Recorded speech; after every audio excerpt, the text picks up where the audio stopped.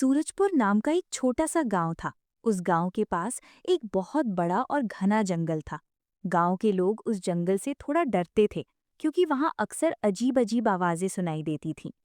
लेकिन उसी गांव में अमन नाम का एक जिज्ञासु और बहादुर लड़का रहता था।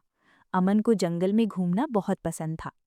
एक दिन अमन की माँ ने उससे कहा, अमन, आज घर में लकड़ियां खत्म हो गई हैं। जरा जंगल से कुछ सूखी लकड़ियां ले आओ। ठीक है माँ, मैं अभी जंगल से लकड़ियाँ लेकर आता हूँ। अमन खुशी खुशी एक टोकरी लेकर जंगल की ओर चल पड़ा। उसे बिल्कुल भी अंदाजा नहीं था कि उस दिन जंगल में उसके साथ एक बहुत ही अजीब घटना होने वाली है। अमन जंगल में इधर-उधर घूमते हुए पेड़ों के नीचे से सूखी टहनियां उठाने लगा।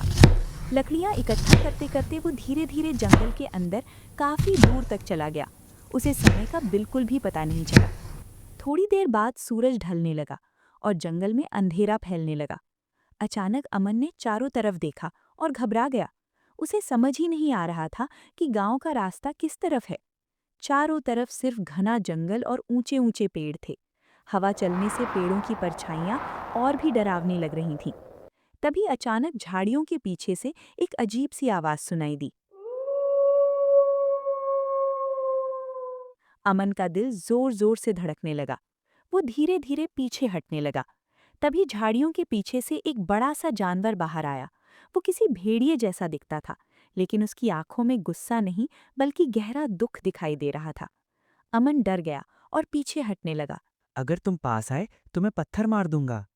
तभी अचानक वो जानवर इंसानों की तरह बोलने लगा। ये देखकर अमन पूरी तरह हैरान रह गया। उसे विश्वास ही नहीं हो रहा था कि एक जानवर इंसानों की तरह बात कर सकता है। जानवर ने धीरे धीरे अपनी दुख भरी कहानी बतानी शुरू की। डरो मत, मैं तुम्हें नुकसान नहीं पहुंचाऊंगा। क्या? तुम बोल सकते हो? हाँ, मैं बोल सकता हूँ, लेकिन मेरी कहानी बहुत दुख भरी है। मैं कोई साधारण जानवर नहीं हूँ, मैं एक राजकुमार हूँ। तुम सच में राजकुमार हो, लेकिन तुम तो भेड़िए जैसे दिखते हो। कई साल पहले एक जादूगरनी ने मुझे श्राप दे दिया था। उस समय मैं बहुत घमंडी था और जंगल के जानवरों को परेशान करता था। जादूगरनी ने गुस्से में कहा था कि जब तक कोई इंसान बिना डर के मेरी मदद नहीं करेगा, तब तक मैं इसी रूप में जंगल में भटकता रहूंगा। क्या तुम्हारा श्राप खत्म हो सकता है? हाँ, मेरा श्राप खत्म हो सकता है, लेकिन उसके लिए एक काम करना होगा।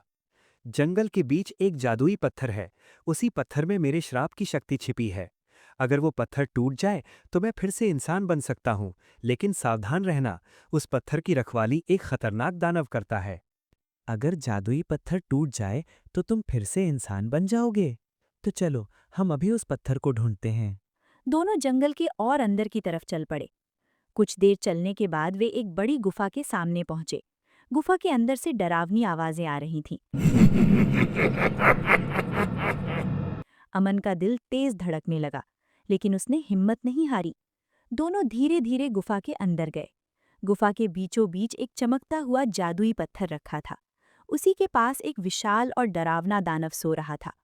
अमन धीरे धीरे उस पत्थर के पास जाने लगा, लेकिन जैसे ही वो थोड़ा आगे बढ़ा, दानव अचानक जाग गया और जोर से गरजने लगा। कौन है वहां?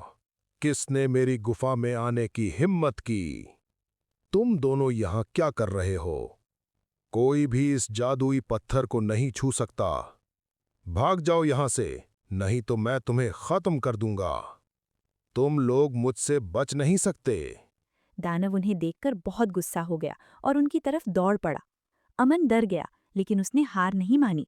उसने तुरंत आसपास देखा और एक बड़ा पत्थर उठाकर ऊपर की चट्टान की ओर फेंक दिया। चट्टान हिलने लगी और एक भारी पत्थर नीचे गिर गया।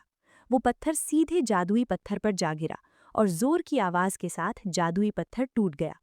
जैसे ही जादुई पत्थर टूटा, पूरी गुफा तेज रोशनी से भर गई। दानव जोर से चिल्लाया और अचानक धुएं में बदलकर गायब हो गया। धीरे धीरे रोशनी कम हुई। अमन ने पीछे मुड़कर देखा तो जहां पहले वो भेड़िए जैसा जानवर खड़ा था, वहां अब एक सुंदर राजकुमार खड़ा था। राजकुमार की आंखों में खुशी थी। उसका श्राप खत्म हो चुका था।